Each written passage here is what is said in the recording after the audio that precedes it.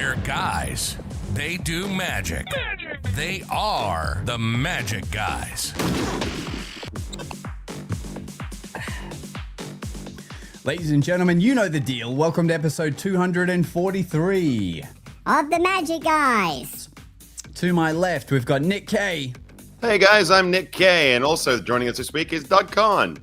Nakakomojiche, sayonara. Oh, isn't that goodbye? I love this version of Doug. This is when Doug's coming in hot. I'm happy to be here. I'm back in the saddle. I got the real mic going, and a new co-host. Eric Stevens is not in the house, so we have Mr. Bunny today. Cool deal. We hope to have Eric back again at some point. But it's great to bring your hair to the episode, you know.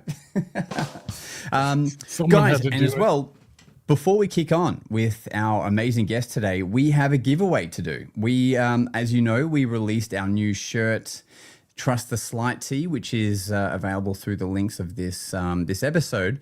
But we said we'd give one away. So in the comments, we got you guys to tag each other. By the way, thank you to everyone who has actually gone and purchased one of these 6 shirts already. This is building the community, and it's really cool to see. And also, I went through on a few flights this week, and I was wearing the shirt under my jacket, and it got quite a few little looks, like people trying to figure out, is he a magician? Is he, like, it'll give you some street cred is what I'm saying. Right. So I'm just going to scroll through the people that commented, and we're going to pick a random one. I'm not using any Force apps, right? We're going to use, you're out of the app. Yeah. Great. Okay, let's do this again. I'm going to go with this one. Lucas Mueller 7770. I'm going to screenshot it. My friend, you are the new proud owner of a Trust the Sleight Tee. I can see you doing a card spring in your profile photo. This is amazing. Lucas Mueller, you got a shirt coming to you soon. Winner, winner, chicken dinner. That's what I was trying to get. Yeah. So guys, we're so fortunate when we have guests from other parts of the world, especially when they're willing to stay up late for us, which is a real honor. And this gentleman coming up, I've been watching him since, I think it was like one of the first seasons of Penn and Teller Fool Us. And I remember watching this guy perform, and I was like, damn it, he's so calm, cool, and collected, doing epic magic with like this street magic-esque feel in a show where everyone's coming on in their suits and trying to be, you know, this prolific performer. He just came on with his cap, which I really related to, and just like smashed it. And ever since then, I've been following his journey, and he's just been going up and up. You know, he recently a finalist on Britain's Got Talent. He now has this wonderful show we're going to talk about that's slowly taken over the world, and you guys, and we're going to talk about a few other things he's releasing soon or appearing in soon. But gentlemen and ladies and wizards, please help me in welcoming, once I get the cue right, Mr. Damien O'Brien.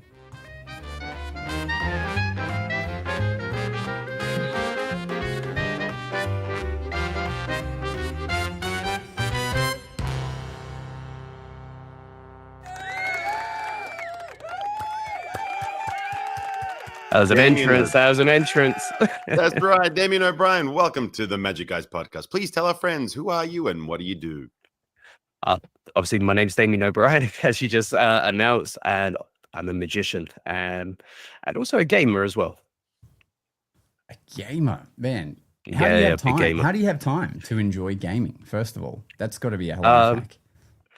You've got to make time. It's like anything you find real passion for, you make time, right? So I try and give myself 2 to 3 hours a day of gaming at some point through it all. Usually in the chilled hours when I'm like, right, this is when I can switch off for a bit. And I find that's just like my little escape from reality, and I can just switch off. What are you playing specifically? You doing like role-playing stuff, your online Fortnite sort of combat things? What's the vibe? So Fortnite is a big one, especially with the Simpsons season in at the moment. I'm loving that. Battlefield 6, I'm a huge Battlefield 6 fan, so I've been playing that. But I do like to play a lot of everything. If I'm on my Switch, I'll be playing like Donkey Kong or Mario Kart. I'm always open, but I do love story-based games as well. So things like Spider-Man 2 or The Last of Us and things like that, which really just like immerse you into it. They're great games. Yeah. What about Asteroids? I'll play that. I'll go into the arcade and play that. I've got time. What That's where all my about money used Yeah. to go. A 12-year-old Dougie would go dump his allowance into the arcade. Yes. That's crazy. I appreciate the gaming. I'm a gamer too. Digital collectible card games currently, but real-time strategy, and I'm an OG Unreal Tournament player, so I go back a couple of 30 years for first-person shooters. Yeah, that's right. That's right. Building rapport. Counter-Strike. One game at a time. Like a big resurgence now. Like I had my buddy's son. He was like, he plays it for like 12 hours, like straight. It's massive. Do you know what? Those people could do that. It's crazy. The people who can play for like 12 hours straight. Like I've got friends who stream for like, they will do sometimes like marathons where they go for like 2 days, 2 full days without sleep. And I'm like, oh my. How? I get too hot with all the lights on, the heat coming from the PC. I'm like, done. I've got to take a break like after a while. So they're like, I don't know what they're having. With Fortnite, there's a big resurgence with it happening with The Simpsons. And I was at my residency the other day where we have like a various types of golf, like themed golf course sort of thing for the mini golf. And one of which is The Simpsons couch. And we were trying to round up all the kids to take a photograph. And we go, all right, everyone on The Simpsons couch. And the mum turns to me and she goes, you know, these kids don't even know what Simpsons is. And I just said, then you are failing them as a parent. Like I didn't even think twice. And I realized how helpful that sound. And she was like, I go, like, this Simpsons should be taught at university. Like, I think it's one of the most important things in pop culture Simpsons history. is great. Yes. I agree. But she said, she goes, it's not that. It's just that, like, when you're 5 and 6 and it's not playing at 6 p.m. every day after school or before dinner time, it's like, when are they going to watch it? And you're like, it's so true that to think there's a generation of people not watching that. I wonder if people felt the same way about, like, oh, there's people out there not watching the Flintstones. I wonder. Yeah. Well, it's all streaming now, right? So like you've got to go on to Disney Plus, stream Simpsons and stuff. So I know it's still on certain channels in the UK, but everyone's going to stream it now. And it's like, oh, when did I find time between this series I'm watching or that series, or I want to watch this movie? And so it's like, what takes priority in these things now? So but yeah, I grew up on The Simpsons. I remember my sixth birthday, I had a Bart Simpson cake.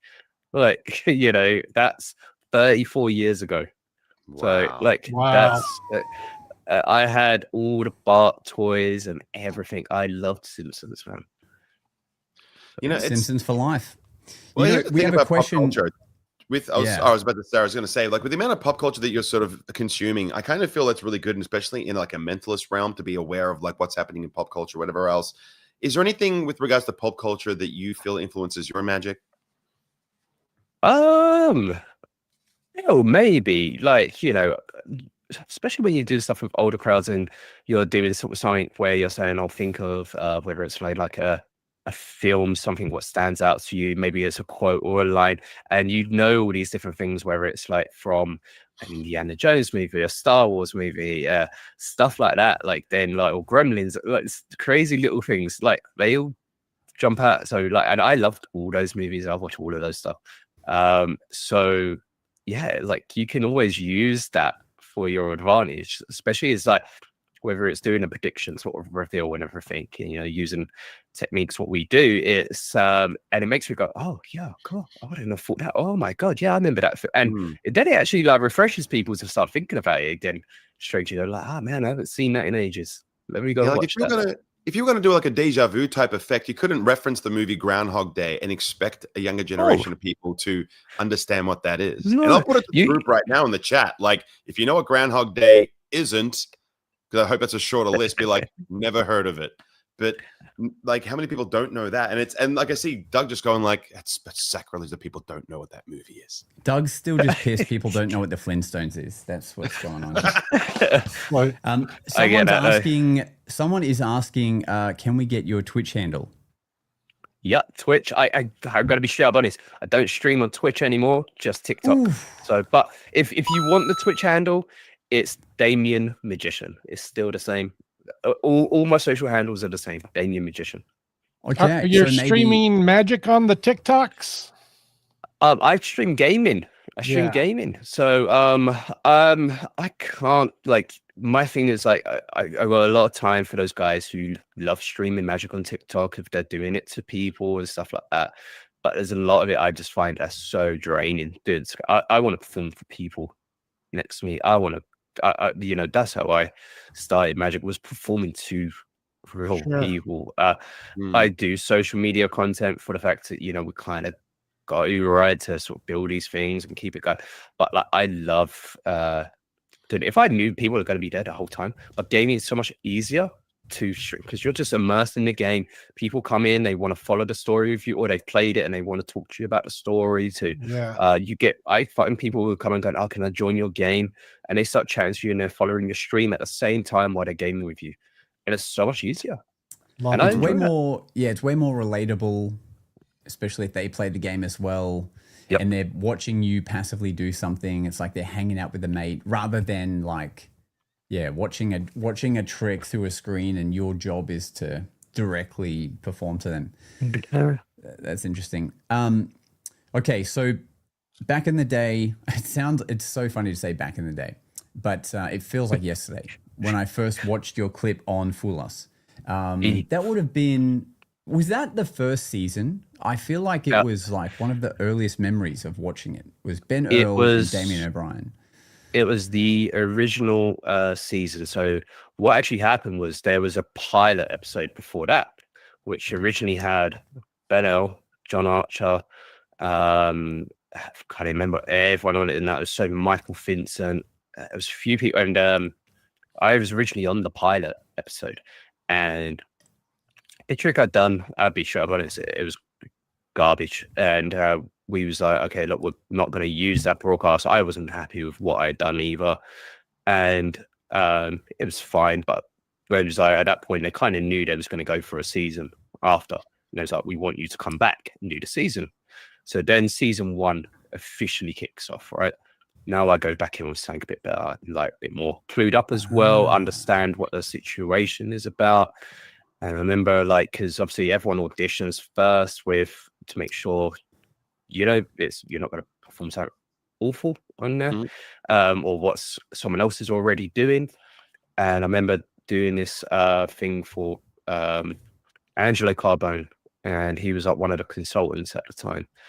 And it was just like, it just floored him straight away. And he was like, yeah, that's full. And like, I remember Mark Oberon in the background, like, oh, that's fooled me. And then, so it gets there. But like, when I look back at that performance, I'm like, I still can actually see how inexperienced I was for TV.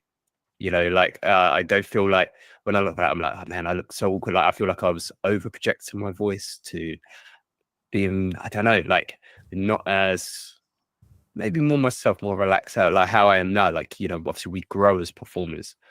And that was, you know, maybe 16 years ago, nearly now. Damn. So, yeah. Was that the first time that you had done television magic? No, I had done like this very short thing. But again, it was a series on BBC Northern Ireland. And there was loads of really great magicians, myself, Dynamo. There was Pete Heat, Laura London, Samuel Hurst. And the idea was, it was called Magic House Party, where we would go into these people's house and we'd help create a party around them with a famous Irish DJ. And we did magic with their things around their house, right? Nice. But that was fine because I was doing close up. And I'm just in my element. It didn't bother me a camera being there while I'm doing a close up trick, or even some like illusions sort of with stuff, because I'm like, yeah, this is fine, this is normal. But going on to Penn and Teller was a different beast. You knew half the audience was going to be magicians watching this. Like, coming into the shoot. You've got two of the best magicians judging you. And I was like, oh my God, like, this is like, you also don't know where camera angles are going to be, like, properly. Like, you forget a lot of stuff. And it was like, it was a real big one, you know, because it's went on our main, one of our main channels here in the UK, ITV. So that was a big thing as well, knowing that this is going out on prime time with millions watching. And it was insane. Wow. That's a great point. And for you, what was the after effect of being on such a watch show in the UK? I think one of the greatest things was learning, like watching the pros. Like, you know, I got to watch Teller perform Silverfish from like literally feet away. Like the preparations, I got to see a bit of the stage and stuff was going into this, and it was like, it's just so inspiring. And all that made me want to do was get better. I think every experience you learn from, right, you take it in and you get better and better each time. So for me, obviously, it was my foot in the door for next projects, and to use again then for when I'm pushing myself to brands and advertisements. So I'd already had a couple of brand deals at that point with New Era Caps and Nike at the time. So it was then, okay, cool. I've just been on the show here from this. I've worn their brands. So now I can pitch that to the next brand. Go, look, I'm on TV. We don't know when I'm going to be on TV again next. We don't know whenever that's going to be. But it's like, why don't you put me up here? I've got a few more eyes on me now. Let's do this and let's do that. And then I was very lucky that I was performing at a lot of events where celebrities were and stuff like that, and getting media opportunities. And yeah, it was a break to get a lot more eyes of people who was working in TV magic to come and notice me. You know, working on projects, you worked on, you know, shows like Killer Magic, where you had to create a lot of tricks. Yeah. What is that experience like? Like, what sort of constraints and time restraints do you have? Like, how does there's so many questions for me surrounding that. Can we talk about that for a bit? Yeah, 100%, dude. So Killer Magic, that was one of the most fun projects I've ever done in my life. I loved every bit of it. You know, we started down in London, and we was on this project for about 6-7 months. And we was very, very fortunate. Our first episode, which is, should we call it the pilot episode, or it became, we had some great people who was in as our writers and our team. We had Stephen Long and Ian Sharkey, who are writers for Darren Brown and consultants and creators, you know, so we've got the best. And we had Andy Nyman come in and help. We had our producer and director was Anthony Owen, who produced all of Darren Brown's stuff, Objective Productions. So it's like everyone you needed was there, and they saw magic in such a special way. And then we took it up from the pilot from London up to Glasgow, which was their base for nearly 5 months there. And we would be in the office. So we was always working like 5 days a week. We'd be in the office from 9 a.m. on Monday morning, and we'd be sitting there creating content. We'd do mood board stuff where it'd be like, right, okay, what themes can we create? And we'd be writing down, like let's think about money, gaming, or you know, whether it's something to do with shopping or anything. And we're like thinking, what can we do? And so like you've got a bunch of magicians in the room now, like, you know, Ben Hart is insane creative, like, and he's we're just bouncing ideas. Chris Cox Jazz, we're all just coming up with these crazy outrageous ideas. And then at that point, that's when we also had our magic consultants come in with Noel Porter, who's an incredible magic consultant himself and creator.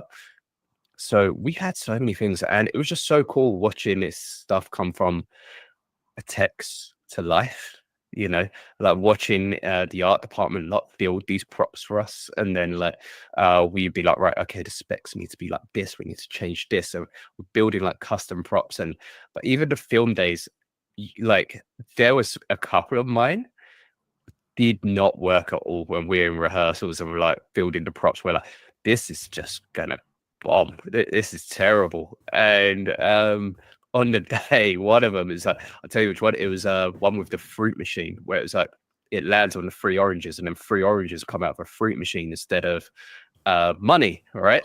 And we was like, every time we rehearsed this, it did not work. Like it was on the wrong dials. It was like completely wrong. We're like, right. So the idea, and I was like, right, the idea is if that happens, just make it look like you get angry, you shake the slot machine and we've been like, give me my money back. And then the oranges will drop out. And it worked. It hit perfect. The oranges came out. And I could see everyone in the back behind the cameras. Like, it's going, yes. And like, so when I'm streaming going, yes, we won for it. My reaction was genuine. Like it was genuine. Like I'm so freaking excited because this has worked. So there was some great moments like that. It worked at the right time. Yeah, it's always the way. What was the overall concept of this show, Killer Magic? So Killer Magic was each week you had 5 magicians competing against each other, and you had to do a trick based on a theme, whether it was money or toys or food, stuff like that. And we would score each other out of 10. And whoever had the lowest score had to recreate a trick that had either injured or killed magicians in the past. So we did things like bullet catch, we done Russian roulette, buzz saws, and all kinds of stuff like that. And it was actually like I used to say to the people, like, if they was losers, like, got to look at it in a good way. You get to you get more airtime. You also get to create a pretty awesome illusion or a trick, and that's part of your show reel now for life that you're doing that. So that's a cool thing. Like, because one of them was got the other was like, why do I keep losing? Why do I keep losing? And I'm like, don't worry, like it's good. It's just all right. The trick didn't come off as great as you wanted, because sometimes our reactions are like through the roof, like, and then other times they're like, okay, cool, that was great, yeah, oh wow, like it's nice, they're sort of happy, but they're not like ecstatic, screaming, running away. Kind of the thing, magicians judged each other, correct? Yeah, we judged each other. So our scores counted. No one, the producers was not involved to say, like, you have to give them this score or that score. No, it was whatever we wanted to give them. Right. So we all got, I think all of us got a bit of the once was someone got a 10 was like, really? It was like, because we all felt like this would have to be so special to be a 10 of like, this would have to be like, it fooled every single magician. None of us know what this is. What have you done? And also, like, the reactions had to be wild through the roof to get that. And it was like, but we all know how this is done. Like, and all the thing is, the other 3 magicians who were scoring, because like, it's 4 scoring total, right? And we all gave it like similar thing. It was like, it was a good trick. We're like, cool, that's an 8. Like, and there was a 9, and there was another 8. And it's just like 10. And we was like, what did they just say? And we're like, wow. It was like some member. There was like a really tough one with Ben in like basically like an ice bar, and he was in his boxers. This crazy sleight of hand with an egg, and like he's just like this. It's everyone else is like in those big jackets to stay warm, and so the things he was pulling off was mind-boggling. I mean, you guys know how hard it is to do magic in the cold. Horrible. Wow. We've got a viewer asking, is that still available to stream anywhere to watch Killer Magic? I would say try and hit it up on YouTube, because it used to be on BBC iPlayer in the UK, but I think they took it down not long ago actually. So hit up Killer Magic episodes. I know I've got a full episode on one of my YouTube channels. Yeah. So yeah. Guys, was there any near-death experiences there? Did anyone almost die from doing Killer Magic? So, not one of the magicians, but one of the people behind the scenes got a little bit hurt from one of the illusions. But one of our illusions as well was like, it was the buzzsaw one. I'm surprised that didn't kill anyone, because like the barb what was holding the buzzsaw was like bowing, and like this thing's swinging right like that. And there was no kill switch on this or anything. Oh no! So we were like, when we got this, we're like, this is not good. We're just like, we're Sketchy. terrified now. We were like very, very, very nervous. And That must have been the episode where you all got 10s scores. Like, Yeah. I do not want to be under this thing. Yep. Oh my God, that was terrifying to see though.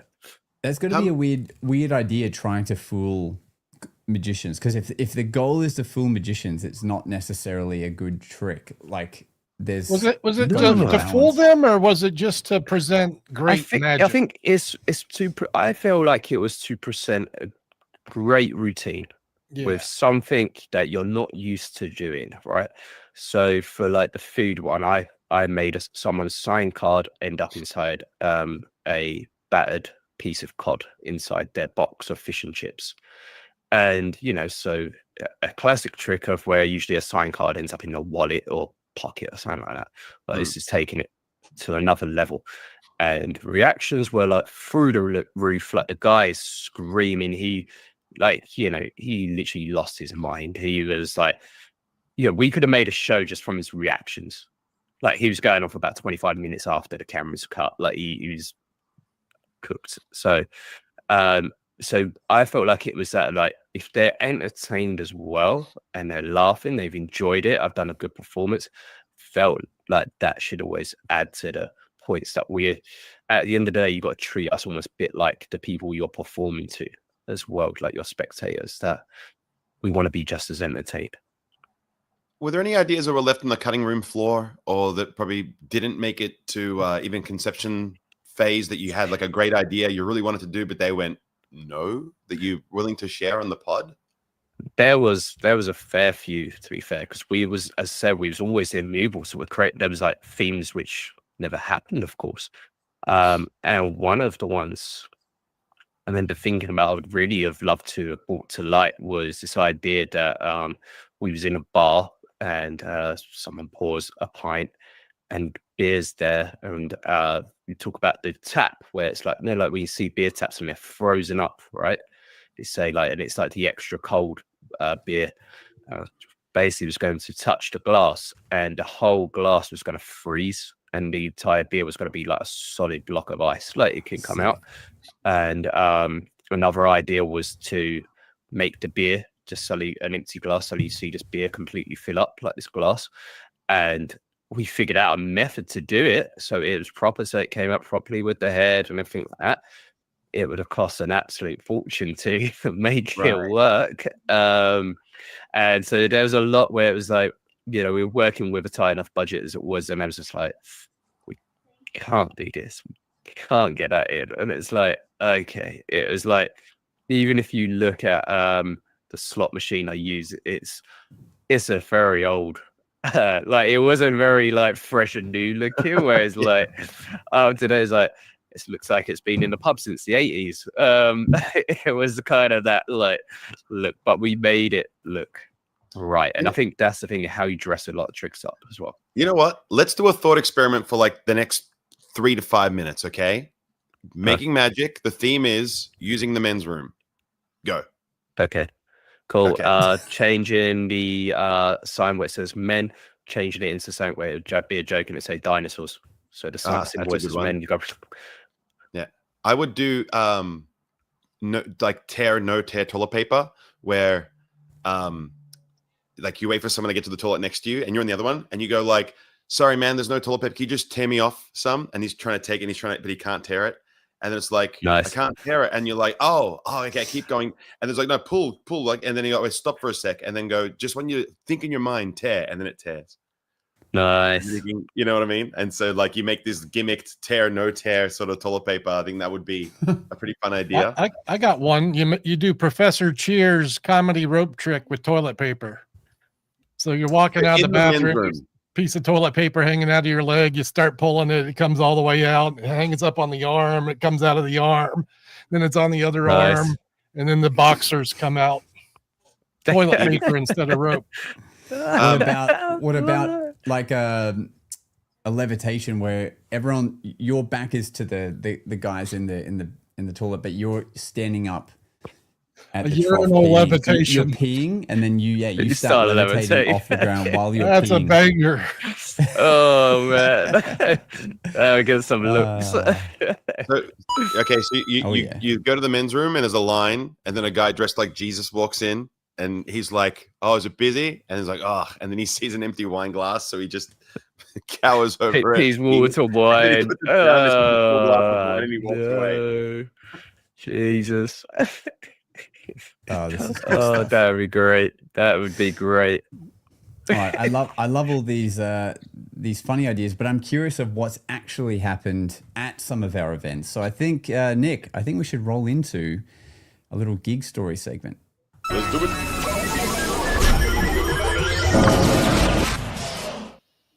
So gig stories is a section of the show where we talk about little magic moments either while working, being on telly, or perhaps our day-to-day lives. And we'll share our stories starting with our very fine guest, Mr. Damien O'Brien.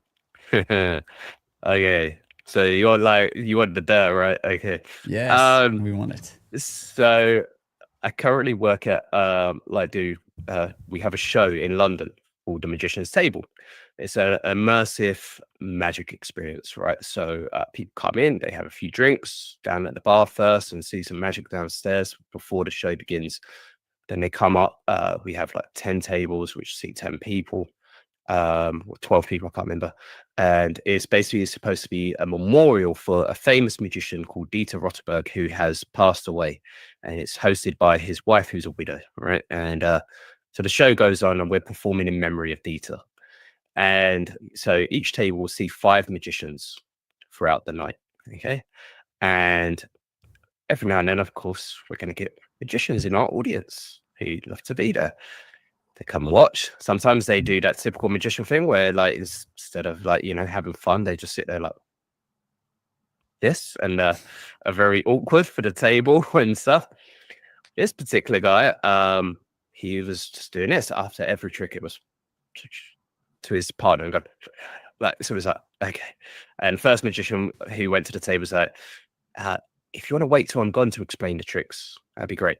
Like that. So it's just sort of told him like in a friendly way. Then I've gone over to their table next. Similar thing. I feel like I sort of tucked him up with one of the things I've done like near the end. I was like, yeah, you didn't catch that. And then I've got backstage and the curtains between the backstage and their table. You could hear everything. And then suddenly he's explaining stuff to the table. I'm like, really, you dirtbag? And during the show, there's a bit where it's almost like a break where they have to read a letter that's on their table. Every table has it. And that's one of the magicians of our team has walked out. He's suddenly performing the vanishing bird cage illusion. We're like, what? But you brought it with him? He brought in a vanishing bird cage illusion, right? We're like, this is not like some simple setup. Like, you know, if you're a magician, you know how extremely complex that is. And it's like, why would you just perform that at another magician's show? That's like any one of us turning up to David Blaine's thing and suddenly performing in the middle of the fair, right? And we're like, really? And he didn't do it once. He done it 4 times. And we're like, well, and I couldn't hold it in. And at the end of the show, I went up to the table and I was like, so did you enjoy the magic, what you got to see at the tables, or did you enjoy the exposure? And like one of the guys who's so polite, he was like, oh no, we preferred the magic. Like, that was a lot better. And we just couldn't get over this guy because like, we had told him sort of at first. I seated the guy and I was like, oh, I know. So a playing card pin badge, you know. And I'm like, okay, straight up magician. You could tell it a mile away. And I was like, oh, nice to meet you, man. We hope you enjoy the show. Now, most magicians are great when they come to the show. They're just like, they cheer, they support, like, you know. And it's like, you know, this ain't the way to get a good reputation in the industry, right? It's like, this is the worst. Like, and we was like, what did he think he was doing? Did you think he was going to come down and audition and be like, we're going to go, that vanishing birdcage trick, man? Yeah, you got to be part of our show. Yeah, like what was going on in his head? Like by him explaining how the tricks worked, did he think that meant people thought, oh, he's so smart and he's above this show? Could you describe him? Was he an elderly man? Was he senile? No, dude, he was young. I would say he was mid to late 20s. Like, so it's not like the sort of thing what he done is what you expect a 12-year kid to do at a party. Yeah. Come running up because they've learned a trick, right? And they're just super excited to like show it off. And Well, we just couldn't believe it. From now on, Jack Rhodes, you are banned from all magicians' table shows. Jack all right? Rhodes. Jack Rhodes is fine. We like Jack Rhodes. We love Jack Rhodes. Just kidding. But that's wild. You know what? Because I bet was there also a point where you were like, should I just go out there and tell them how the vanishing cage works, just so he feels that feeling? Or No, because to me, it's like, then you're no good as him, right? And I'm just like, because it's a beautiful illusion. But I'm like, at what point does like the table suddenly think, he wasn't sitting there with a bird cage with you before? And why you got a bird cage on you for the first in one? Like, who walks around with an empty bird cage? Like, it made no sense. Yeah, it's just there's nothing there. It's not an impromptu effect. It's not a walk around, and also it's not justified for people to just see you walking around with a bird cage.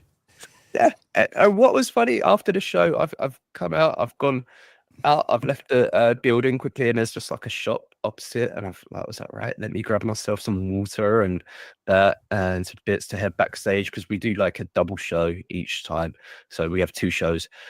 And I've walked past and I've seen him, and I was about to approach and be like, hey, look, man, I'm going to give you a little bit of just friendly advice, because and he was doing it to somewhat like another big group out there who just came in, watched the show, and I was like, do you know what? He's a lost cause, right? Offering, I'm just like, I'll walk it off. I'm like, I can't do it.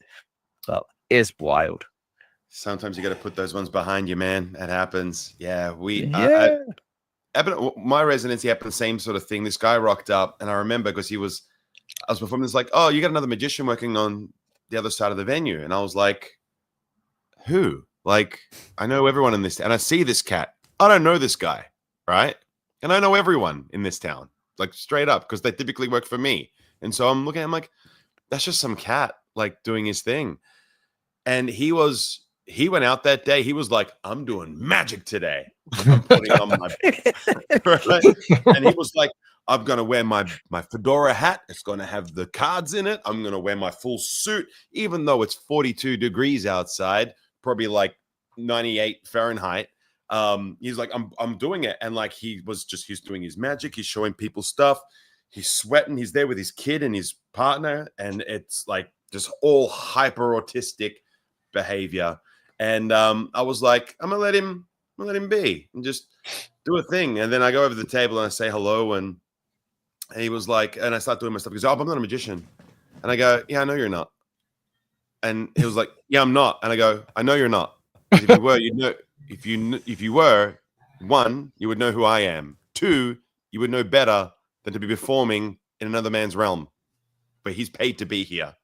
So I'm totally aware you're not a magician.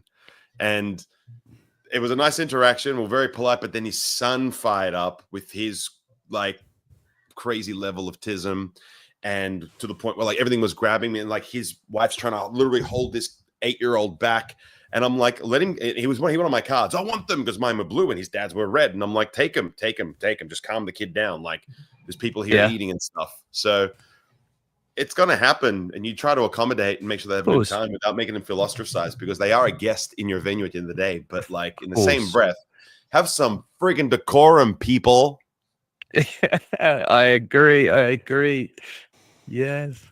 Yeah, crazy. My only notable gig story from last week was performing on a yacht, like a yacht party, and it's always an interesting thing. And I'm curious of your thoughts, Damien, when you get booked for a gig that only has, say, 40 people, but you're on a yacht, so you're stuck on there for 4 hours, and there aren't actually any hidden spaces really to not be seen. So you're kind of the magician the whole time with nowhere to kind of hide.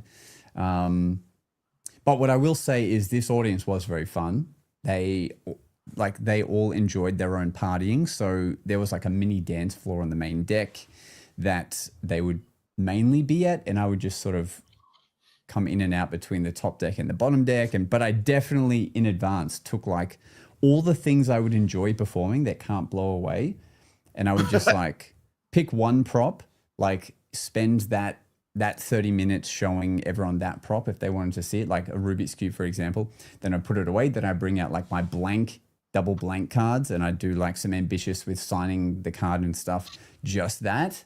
And then I'd come back, and now it's like rubber band time. And it was like a very unusual way to perform. Yeah. But it was a fun exercise. But how long was the trip? It was 4 hours. 4 hours. But surprisingly, the time did go quick, and the first, 15 minutes and the last 15 minutes is like them leaving the dock or just getting to the dock, so you're not doing anything. But it certainly was a thing where I couldn't just do like my normal 3 sets, right, to everyone. I was like, this is going to require some more thoughts on performing, but also I'm limited a little bit because I'm on an unsteady vessel and lots of wind, and I'm just rocking a vest because I can't really wear a jacket on this yacht where it's going to be stinking hot otherwise. Sure. But Boats are tough. is that a situation you had to be put in before, Damien? Do you guys have yacht parties in the UK? Or strangely, we have obviously we have these things called river boats, which go up and down the Thames, and they're huge, and people rent them out all the time for parties. And I think we actually have Uber boats as well now in the UK. Will go up and down the Thames. Yeah. Nice. But like these like fancy boats which people host their parties on. Similar situation, right? I'll be booked for a 2-hour gig, but you're stuck there for 4 hours because sometimes longer because it's like, all right, we're docking at midnight, and it's like, and they want you on there at like 6:45. It's like, oh, great, okay, 5 hours. And at least there, sometimes it's like a lower little escape bit. You can go and hide. You can have some food. You can rest for a bit, come back up. But it's agreed. It's like, once you've gone around this boat and you've done magic for everyone, you're like, you don't want to make it feel like overkill, where it's like, this is too much. And one of the things that I've started doing when I do those now, I just sort of go up to where the captain is, do a bit of magic for them, and I chill and chat with the captain and the crew. And it sort of like gets you out of the way, and you start talking to them about normal things, and it allows you to switch off for a little bit, maybe like desensitize or whatever, and then maybe go back down, go, you know what, let me try something else now. Now I've like got away from that party for a bit, I can go back down. And yeah, but like to me, it's like if I'm sort of chilling, thankfully I've never been on a situation where it's just I'm the only performer. There's always been something like a caricaturist, or maybe some band members are playing as well, and they obviously take breaks, and we kind of sort of try and put our stuff into one little corner, and we will just chat there, and we sort of hide there together. And people usually are quite polite, and they're like, okay, let them do that. Or if they want to see one, they'll be like, hey, like my friend didn't get to see something earlier because maybe there was that on this end, or they was upstairs or something. And yeah, I will do that. But yes, like you, I've dragged out some routines for so long. And I'm like, I will literally milk it, and then I will let them ask all the questions. So how did you get into magic? So what made you want to be a magician? And I'm like, well, let me tell you my life story, Karen. I will milk it like that as well to get some of the time. So and the thing is, luckily, like you never know. Sometimes that's like the person who's hired you as well. So like you have that full interaction where you're really giving them your time and like talking away to them. They're like, that was great. I had a great conversation with the magician of why he got into magic. So, but look, people like that though. It's part of the gig, in my opinion, is to spend some time, socializing with the clients. Of course. Well, there's also that thing, right? As they say, sometimes there's the undercharge and over deliver. So it's like you give them more of yourself each time, where they're going to be like, that was amazing value for money. Let's get that guy again. Let's get them in again because they're going to be fantastic value. Everyone loved them. Really friendly, really good. Stayed longer. They weren't watching the clock thinking, all right, okay, boom, off. Like soon as the doc on, like you're throwing like women and children overboard so you can get off the thing first. So, that's I've been having flashbacks during this conversation of my worst gig ever. I've told this story before, but I was on a riverboat on Christmas Eve. We're like a 3-hour float up the Mississippi River. They do bonfires to attract Santa Claus. It's lovely. It's lovely until you go back to the dock where you left, and the boat is unable to dock there, where all of the cars are.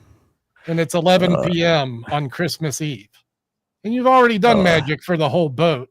And they inform you it's going to be 2 to 3 hours before we get to the next spot where buses will meet us.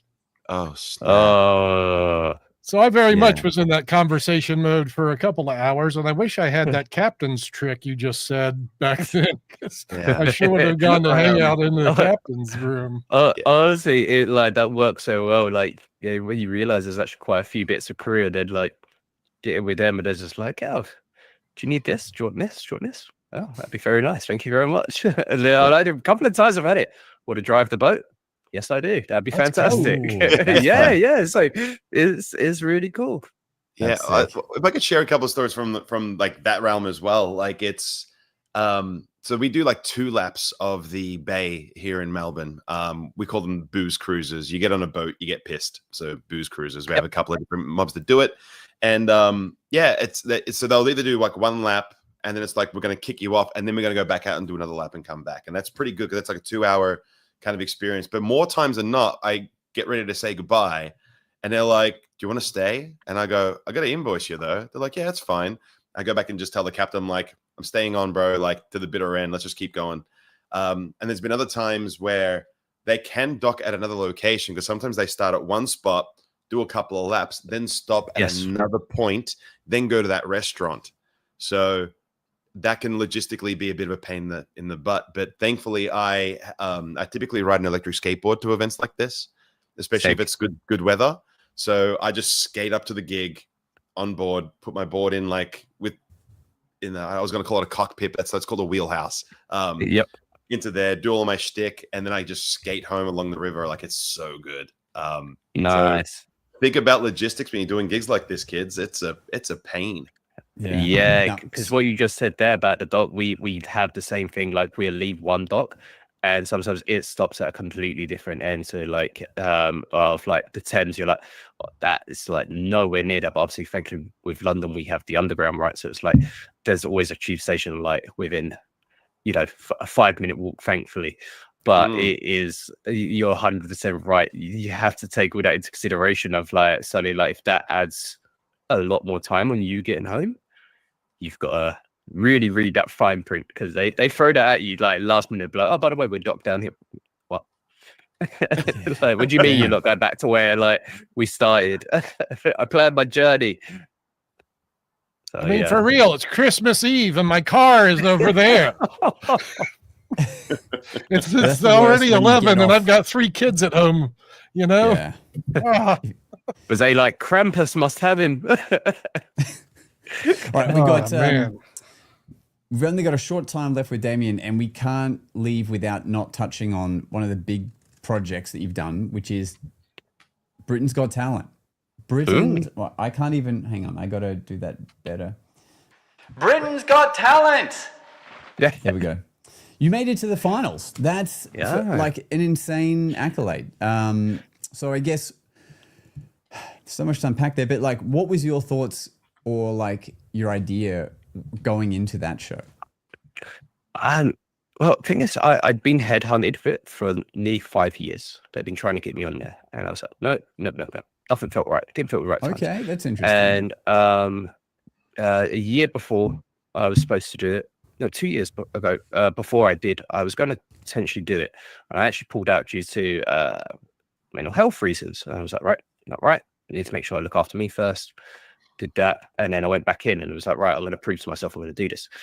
And like, worked with some ideas with Russ Stevens, and we come up with this idea, which was the metal phone, and it had never been seen by anyone before. It just hadn't even been released yet when I did it, which was fantastic. And we added to it with the engraved number on it, because I was like, right, it's not just a metal phone. How do we layer this? And at the end of the day, it was like, when you realize you do BGT or AGT or any of those sort of things, really the show is about those 4 judges. Make it about them, feed their ego. So that's why we made it that, right, this is going to have Simon's date of birth. The main guy, the main character, he's going to get to keep this insane souvenir. Like, you know, hopefully what our plan was to go, by the way, this is a gift, you can keep this. And so we've done that and go, Simon, this is for you.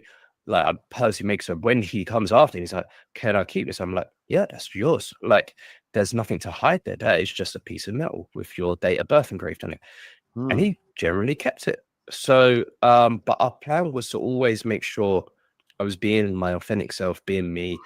Russ was very, very good at helping me create stuff that fit to my style, my approach. And he really gets the show, obviously. He understands it has so many different magicians on there. And we decided, so once I was through to the semi-finals, we was like, okay, how do we top that audition? Because that was nuts. We had like, you know, a huge sort of thing. And now things are very different. We've got no audience. We're virtual because it was in the pandemic. So we was like, let's do what no one's done before. Let's pick up exactly where we left off. And we continued the story with the metal phone. So it was like, I brought it straight back out. It was like 6 months ago when you saw me here, I did this. And I've done this using things, special moments. So again, we're going to play with this. And then we pulled different memories from people of different times and stuff what meant to them. Now we turn the phone back into a real phone. I say 6 months ago, this is how I left my phone. And now it's with the date of what one of the judges said, Amanda. It's got the screensaver as a wallpaper of a country, Alicia the singer was thinking of. There's a text message from a celebrity who David Williams was wanting, and it's like it's got the message on what he's thinking. And like, what the hell? Be like, look, and then we upped it again. We layered it each time. It was layered. So it was like, look, you're probably thinking maybe this is technology, maybe this is something special here. And we do obviously the ultimate prediction system. So pull out the piece of paper, we unfold it now. It's all handwritten. It's like, what the hell? And it's got everything. And then the final bit, there's just an easel there, and we turn it over, and that's got the word the last judge had been thinking of. And it just frightened because it was each time. And even then, I was like, but that's not it. And I was like, and then I turned the easel, and they're like, what do you mean that's not it? Like, because that's it with the phone as well, the engrave. I'd done that to Simon when it was just their numbers they created. It was like, but that's not it. So the audience was like, wait, what? Because everyone thinks that's done there. And you just say, bomb, bomb, bomb, this. And it's just that extra, like, whoa, like, sort of moment. So, and even in the final, even though I didn't do anything with that particular phone, I still referenced it. I pulled it out of the box because I was talking about my memories, my time on BGC, and I pulled it out. I was like, the metal phone, you'll remember. And I sort of put it back in the box. And then we still done a trick with a phone. So I was like, I'm not going to change up now and suddenly do, well, I don't know, where like a big grand illusion or some sort of water tank escape. It would make no sense for me. And I was very smart where I made sure I plugged my Instagram on there as well, because it was like, we're in a pandemic. Let's plug my Instagram to get some brand work because everyone's going to want to use that. So I had to fight like a lot to get that in as well, because I was like, oh, we don't really want to do this, we don't like advertising different things. And that's why, like, when you see it, I say like, do you have social media? Open it up. Like, I physically wasn't allowed to say the words Instagram because of TV rights. So that's why it's like, so the judges, like, they're prepared for that bit. They get told, it was like, hey, look, he's going to say, do you have social media? What he means by his Instagram, we're not allowed. He's not allowed to say it because of this. So they get, so they don't know nothing about the trick. They just know he's going to say that. Yeah. So my phone went mental from that moment. When I was here, I've mentioned it, and there's a piece of her card inside on the phone on my Instagram grid from weeks ago. And then obviously I changed her phone into a bunch of photographs, and her phone ends up back in the box on top of the stage with Ant and Deck inside 100 foot of rope. And yeah, it was, again, but what the best thing, I can tell you, one of the funniest things from BGT was every time I had done my rehearsals, where it was audition, semi-final and final, they all went horrible. Like, I mean, they couldn't have gone any worse. Like, really bad. We was like, oh my God, this looks terrible.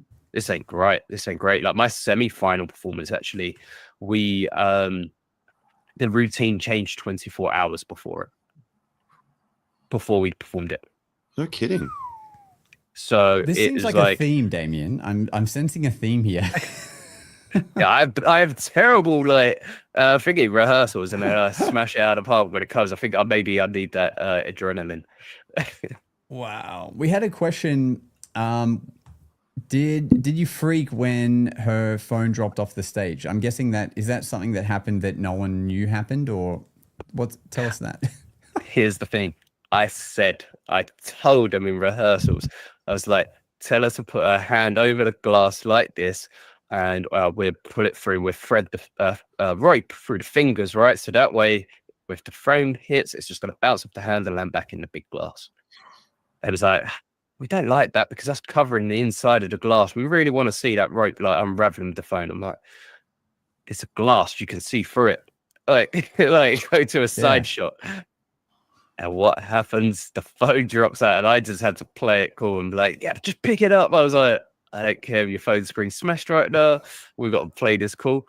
And I went backstage panicking. I was like, please don't tell me I've broke one of the judges' phones. And I spoke to her. She was like, oh, it's fine. I don't care. It's great. Like, that was bloody mental. How did you do that? And I was like, I can't tell you. So my heart was like, blah, blah, blah, blah, blah. Yeah. I mean, at the end of the day, I'm sure she's not worried about replacing a phone, like shows insured. That's probably like, yeah. New shoes today and a new phone. Like that's also I'm mad when what happened on that final. So obviously like everything what I touched, if they had to touch, they had to like sort of use sort of sanitizer, right? So it's like if like they sort of quickly sanitize a hand or something. So when I've told her to rip the card, she sprayed the corner of the card with sanitizer before she handed it to me, and I'm putting this corner in my mouth. That wasn't part of it, and I was like, "Oh, this is gonna be gross." And so I'm now putting this corner of the card in my mouth, and I'm like, "This is gross." Like, it ain't fun. Like when you do routines, right, where you chew a piece of card anyway, it tastes awful. Yeah, add some like pure 100% alcohol sanitizer on that. Ooh, yeah, it don't taste good. That's not good. So people are going to have a chance to potentially learn from you coming up soon, Damien, right? Is that something you can tease? Yeah. So I am doing my first ever lecture at the biggest magic convention in the world, which is Blackpool Magic Convention 2026. I'll be doing 2 lectures throughout it, throughout the 4 days. And I'll also be performing in the International Close-Up Gala Show, which very excited about. We're working on the routine really hard at the moment. We've got something very fun. My idea is it's very similar to like Kinemagic. I'm not going in there to fool the world. I'm going in there to make sure everyone has fun and enjoys it. But the lecture, I have 3 brand new routines, which one I think will sell out immediately. Ooh, let's go. It's insane, real insane, and off stream I'll show you guys. You can have a preview. But with the lecture as well, I'll also be talking to people how to get those brand deals, how I went about getting collaborations with Nike, New Era, to Apple, and all different kinds of brands. Coca-Cola I've worked with. What's the way, how do you approach that, what's going on, and also a bit of insight into TV magic and how would you prepare for that and what are you going to do. So that's like all the gold stuff that no one's taught anywhere, right? And we just had Sonia Benito on a few weeks back, and it seems my bestie. Yeah. I mean, it makes sense. Like you're both repping all the brand deals, like if you like a brand, you found a way to work with them. And so that's sure. And it's obviously no accident that you both do that. If you both spend time together and share these ideas, that's amazing. Yeah, she's honestly one of the most creative magicians I've ever met in my life. She's ridiculous.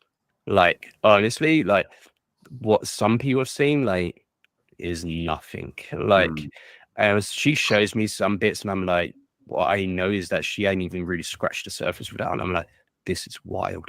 Like, she's so crazy good. And I'm like, so I go to her a lot when I'm like working on projects. I'm like, I want you to help me do this. I want you to be my consultant on this. I want you to do that. She's great. Clip it. That just started the 2026 Sonia promo reel. Yeah, I know, right? Yeah. Oh, that's amazing. And last but not least, the Magician's Table. We talked about it a little bit, but that's where people can come and see you at the moment, right? That's where you're regularly performing. And this is where I'm regularly performing. And it's what I love about this. It was for so long, people could only really see me if they booked me for a private event, whether it was a corporate or wedding or something like that, right? And because most of the time it was like, there wasn't anything like that. It was like I wasn't really doing stage routines where I was renting out venues and I was going, okay, cool, come check me out here at maybe a fringe festival or something like that. I wasn't doing that.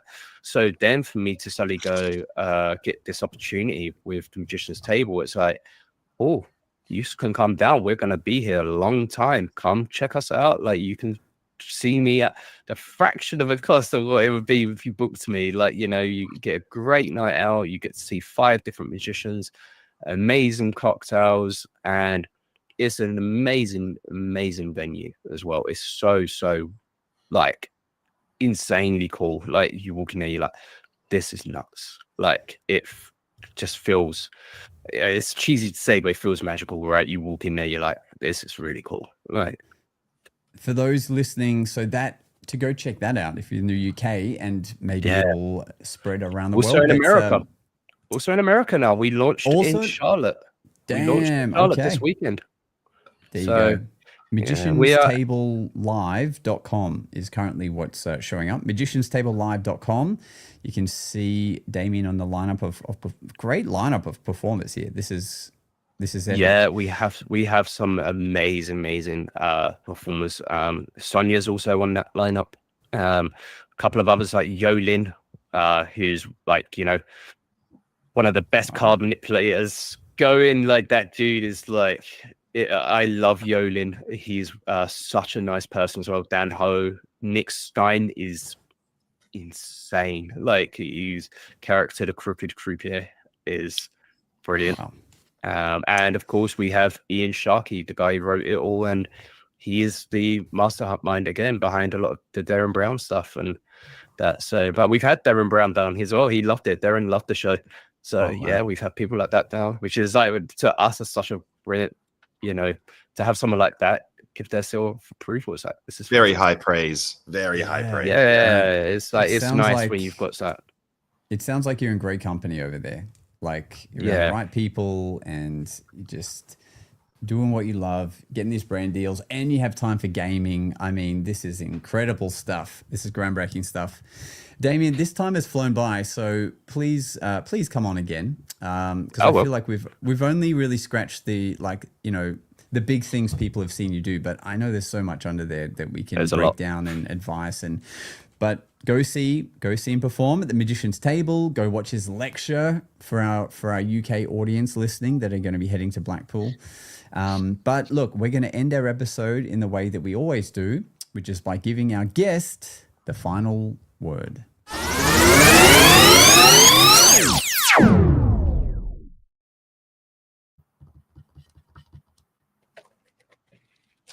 Watching. Final word from me will be just to always pursue your dreams. Go for it. Don't let anyone tell you you can't do something. If you're passionate about something, go for it. Practice. If something goes wrong, learn from those mistakes, and it will help you become a better performer. Do not let it deter you. And I really appreciate it. And if any of you ever need any help, ever, like just some advice or anything, you can always just drop me a message on Instagram at Damien Magician or Facebook, any of those places, and I'll do everything I can to help you. Peace. Thanks for listening. It's time for us to disappear now. But we'll see you again on the next episode of The Magic Guys.